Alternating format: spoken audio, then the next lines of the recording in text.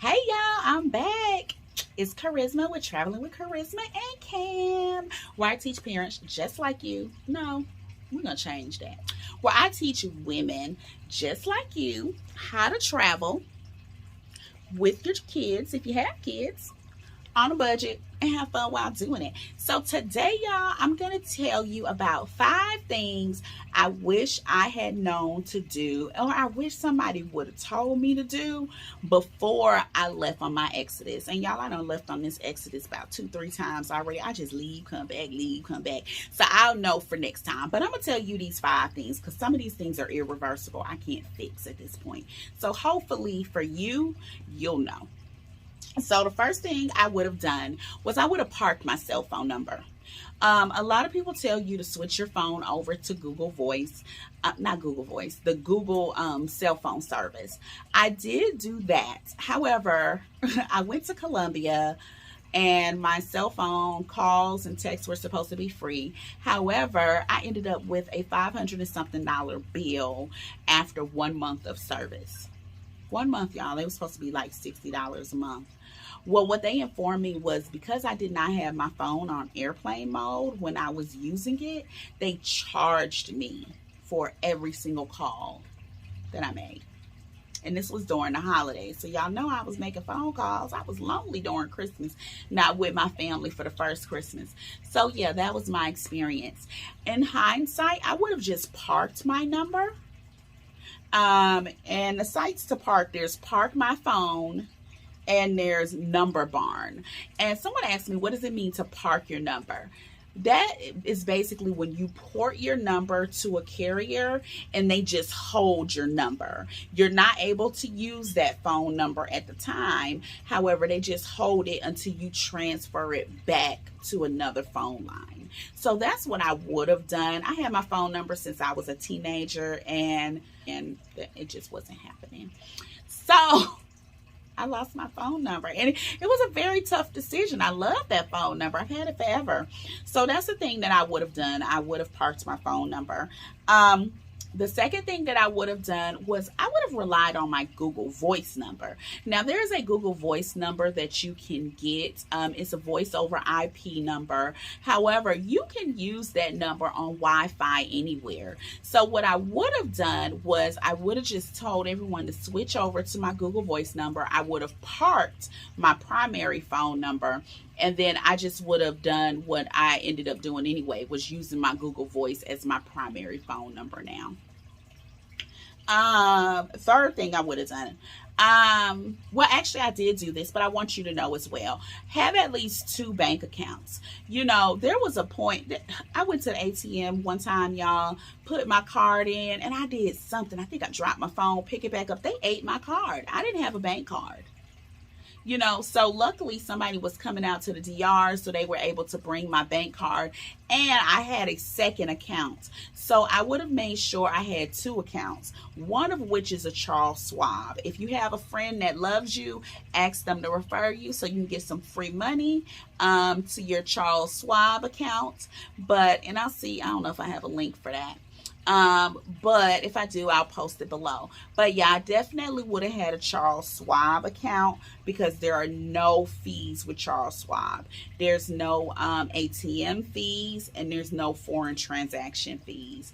Just a little nugget and word to the wise: when you charge something on your card, make sure you do it in the local currency. Do not have the store or the ATM machine converted to American dollars. You will get charged more.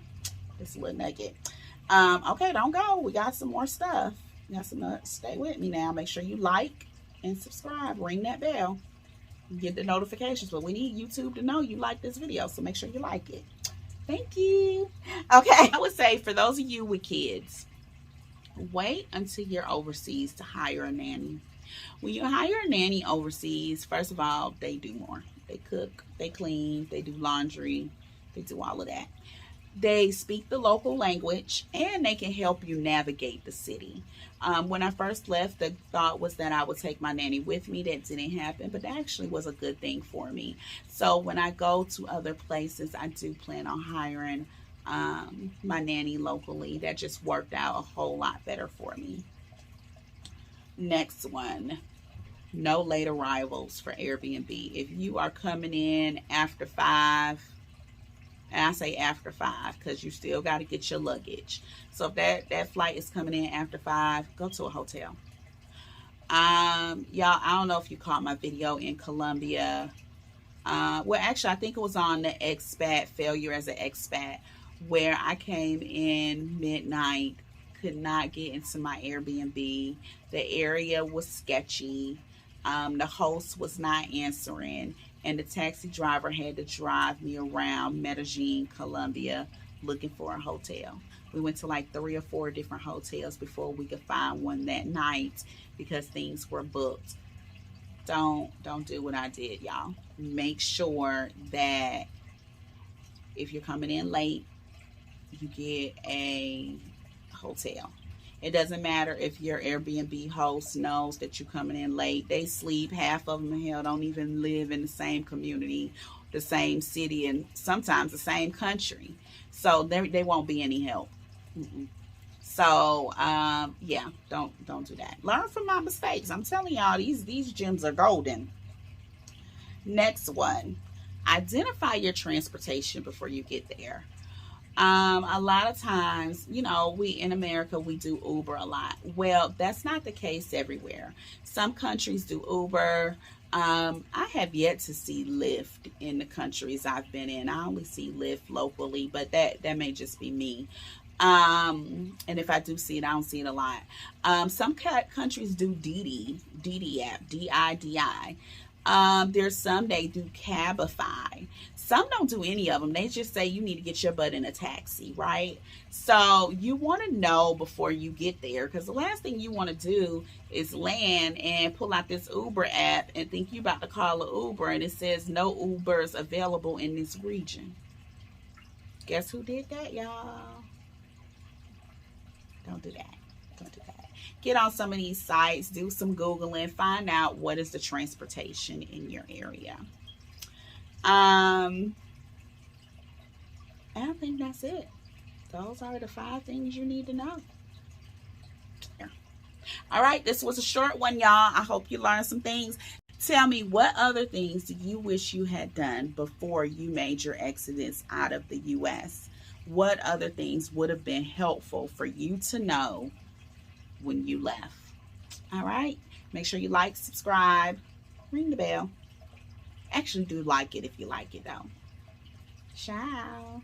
See you next time.